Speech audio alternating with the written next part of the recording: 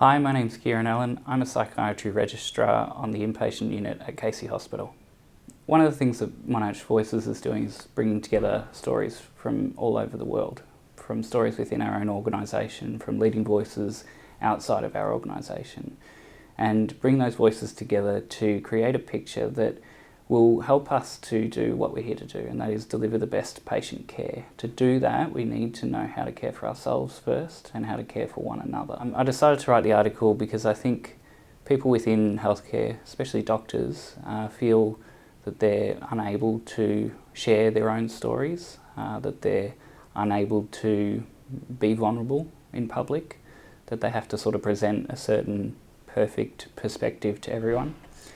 And I want people to start to feel that that's not the case. I was happy to include my piece in Monash Voices because I think that whilst we can tell stories broadly, I think we need to celebrate the stories within our own organisation. And I think Monash does a very good job of supporting one another, and we need to pat ourselves on the back about that. I think mental health is going through a period of change at the moment where we are moving away from a sort of best interests approach to care, where care providers, nurses, doctors and the allied health teams tell patients what is the best thing for them, to a more inclusive and more supported environment.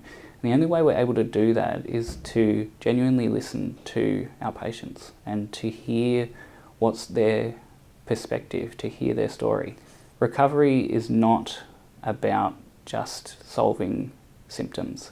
Recovery is about getting back to a way of life with or without illness that is the best one can be. And it's different for everybody, and as a profession, we don't necessarily know what's best for our patients.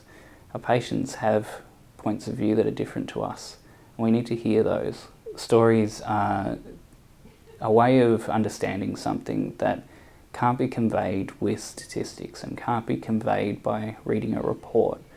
You know, we, in medicine in particular, we rely on evidence-based medicine. When we see n equals 1, we think that that is some sort of failing of a study.